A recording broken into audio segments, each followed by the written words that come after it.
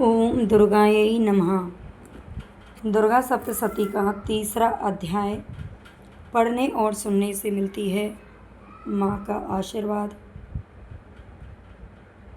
सेनापतियों सहित महिषासुर का वध। सबसे पहले हम ध्यान करेंगे जगदम्बा के श्री अंगों की कांति उदय काल के सहस्त्रों सूर्यों के समान है। वे लाल रंग की रेशमी साड़ी पहने हैं। उनके गले में मुंडमाला शोभा पा रही है। दोनों स्तनों पर रक्त चंदन का लेप लगा है। वे अपने कर कमलों में जप मालिका, विद्या और अभय तथा वर नामक मुद्राएं धारण किए हैं। 3 नेत्रों से सुशोभित मुखारविंद की बड़ी शोभा हो रही है। उनके मस्तक पर चंद्रमा के साथ ही रत्नमय मुकुट बंधा है और वे कमल के आसन पर विराजमान हैं। ऐसी देवी को मैं भक्ति पूर्वक प्रणाम करती हूँ। आगे ऋषि कहते हैं, दैत्यों की सेना को इस प्रकार तहस नहस होते देख महादैत्य सेनापति चिक्षुर क्रोध में भरकर अंबिका देवी से युद्ध करने के लिए आगे बढ़ा। वह असुर रणभूमि में देवी के ऊपर इस प्रकार बाणों की वर्षा करने लगा जैसे बादल मेरुगिरी के शिखर पर पानी की धार बरसा रहा हो। तब देवी ने अपने बाणों से उसके बाण समूह को अनायास ही काटकर उसके घोड़ों और सारथी को भी मार डाला। साथ ही उसके धनुष तथा अत्यंत ऊंची ध्वजा को भी तत्काल काट गिराया। धनुष कट जाने पर उसके अंगों को अपने बांधों से बींध डाला। धनुष, रथ, घोड़े और सारथी के नष्ट हो जाने पर वह असुर ढाल और तलवार लेकर देवी की ओर दौड़ा। उसने तीखी धार वाली तलवार से सिंह के मस्तक पर चोट करके देवी की भी बाईं भुजा में बड़े वेग से प्रहार किया। हे राजन, देवी की बाह पर पहुँचते ही वह तलवार टूट गई। फिर तो क्रोध से लाल आंखें करके उस राक्षस ने शूल हाथ में ले लिया और उसे उस महादैत्य ने भगवती भद्रकाली के ऊपर चलाया। वह शूल आकाश से गिरते हुए सूर्यमंडल की भांति अपने तेज से प्रज्वलित हो उठा। उस शूल को अपनी ओर आते देख देवी ने भी शूल का प्रहार किया। उससे राक्षस के शूल के सैकड़ों टुकड़े हो गए। साथ ही महादैत्य चिक्षुर की भी धज्जियां उड़ गई। वह प्राणों से हाथ धो बैठा। महिषासुर के सेनापति उस महापराक्रमी चिक्षुर के मारे जाने पर देवताओं को पीड़ा देने वाला चामर हाथी पर चढ़ आया। उसने भी देवी के ऊपर शक्ति का प्रहार किया, किंतु जगदम्बा ने उसे अपने हुंकार से ही आहत एवं निष्प्रभ करके तत्काल पृथ्वी पर गिरा दिया। शक्ति टूटकर गिरी हुई देख चामर को बड़ा क्रोध आया। अब उसने शूल चलाया, किंतु देवी ने उसे भी अपने बाणों द्वारा काट डाला। इतने में ही देवी का सिंह उछलकर हाथी के मस्तक पर चढ़ बैठा और उस दैत्य के साथ खूब जोर लगाकर बाहु युद्ध करने लगा। वे दोनों लड़ते लड़ते हाथी से पृथ्वी पर आ गए और अत्यंत क्रोध में भरकर एक दूसरे पर बड़े भयंकर प्रहार करते हुए लड़ने लगे। इसके बाद सिंह बड़े वेग से आकाश की ओर उछला और उधर से गिरते समय उसने पंजों की मार से चामर का सिर धड़ से अलग कर दिया। इसी प्रकार उदग्र भी शिला और वृक्ष आदि की मार खाकर रणभूमि में देवी के हाथ से मारा गया तथा कराल भी दांतों, मुक्कों और थप्पड़ों की चोट से धराशायी हो गया।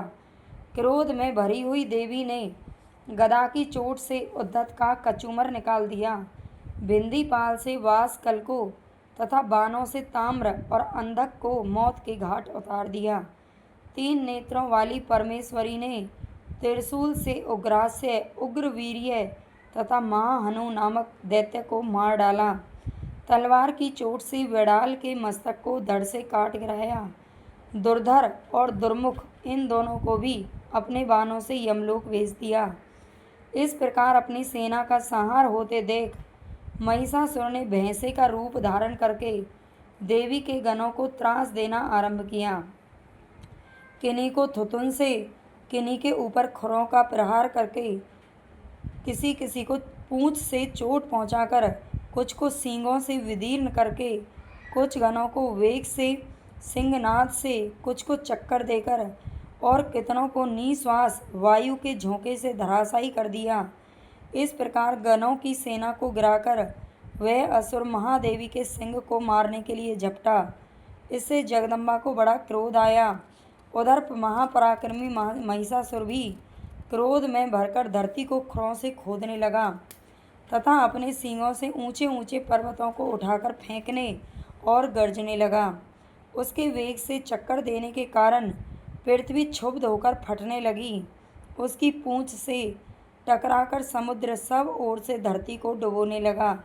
हिलते हुए सींगों के आघात से विदीर्ण होकर बादलों के टुकड़े टुकड़े हो गए।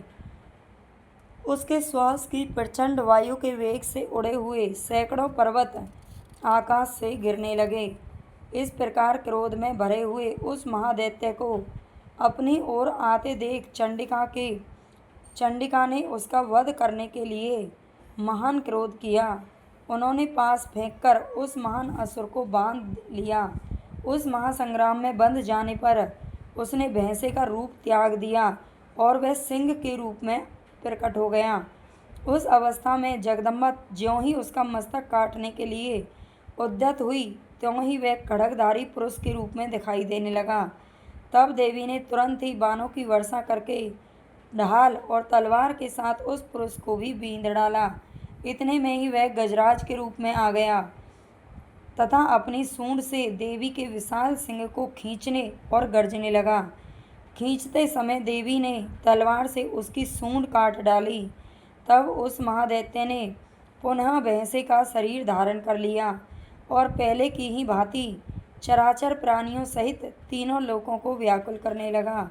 तब क्रोध में भरी हुई जगत माता चंडिका बारंबार उत्तम मधु का पान करने और लाल आंखें करके हंसने लगी।